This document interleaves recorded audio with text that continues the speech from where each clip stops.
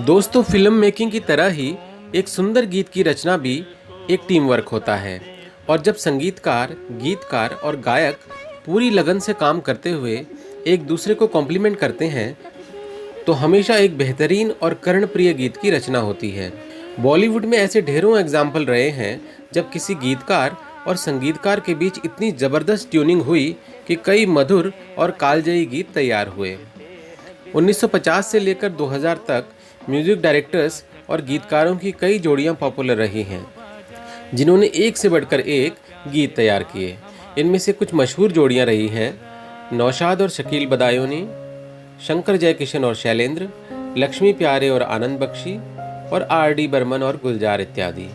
इसके उलट जब कलाकारों का अहम या ईगो उनके टैलेंट और स्किल्स पर हावी हो जाता है तो आर्टिस्ट की ये जोड़ियां अक्सर टूट जाया करती हैं।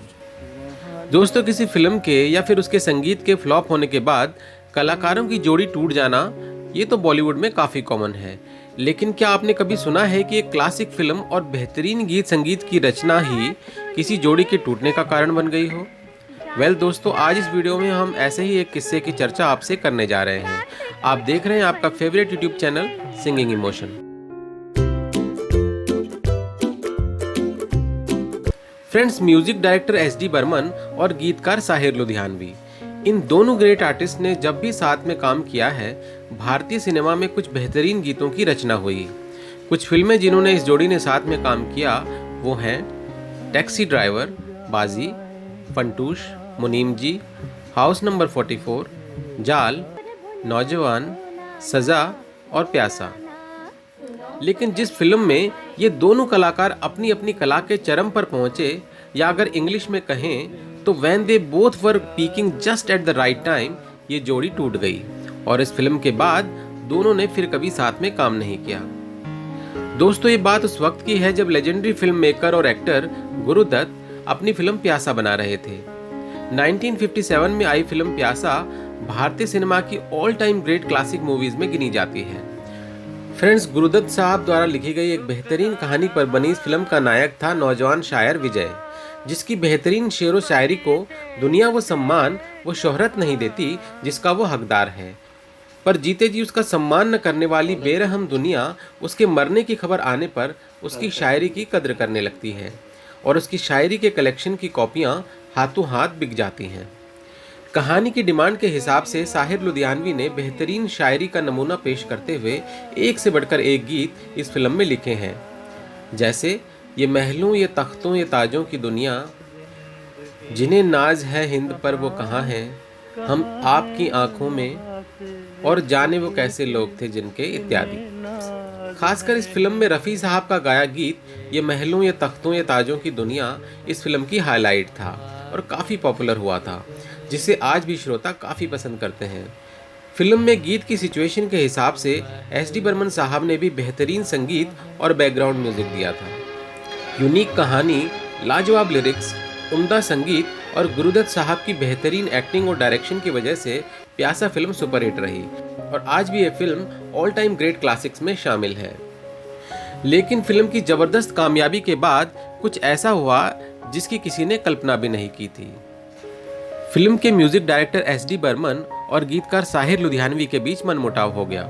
इस झगड़े की वजह थी प्यासा फिल्म के गानों को लेकर मिलने वाला क्रेडिट। रिपोर्ट्स के अनुसार एक इंटरव्यू के दौरान एस डी बर्मन के जीवन पर किताब लिखने वाली लेखिका सत्या सरन ने साहिर और सचिंदा के बीच हुए इस विवाद के बारे में जानकारी दी है। सत्या ने बताया कि मामला इस हद तक बढ़ गया था कि साहिर लुधियानवी उस जमाने में एस डी बर्मन से 1 रुपये ज़्यादा फीस चाहते थे। इस पूरे झगड़े के पीछे साहिर का तर्क ये था कि प्यासा फिल्म के म्यूजिक की लोकप्रियता में उनके लिखे गीतों का बराबर का हाथ था। एस डी बर्मन ने साहिर की बात को मानने से इनकार कर दिया और फिर दोनों ने कभी साथ में काम नहीं किया। दोस्तों, साहिर साहब ने अनडाउटेडली प्यासा फिल्म के गीतों में लाजवाब शायरी का नमूना पेश किया है और समाज में फैली बुराइयों, देश के हालात और दुनिया के रवैये को एक शायर की नज़र से बखूबी बयान किया है और इस फिल्म के म्यूजिक की कामयाबी में जाहिर तौर पर उनके लिखे गीतों का बहुत बड़ा योगदान था और इस बात को जाहिर करना भी कुछ गलत न था। पर इस बात को मुद्दा बनाकर सचिन दा से ज़्यादा फीस की डिमांड करना शायद कहीं न कहीं सचिन दा के आत्मसम्मान को चोट पहुंचा गया, जिससे कि शायद बचा जा सकता था।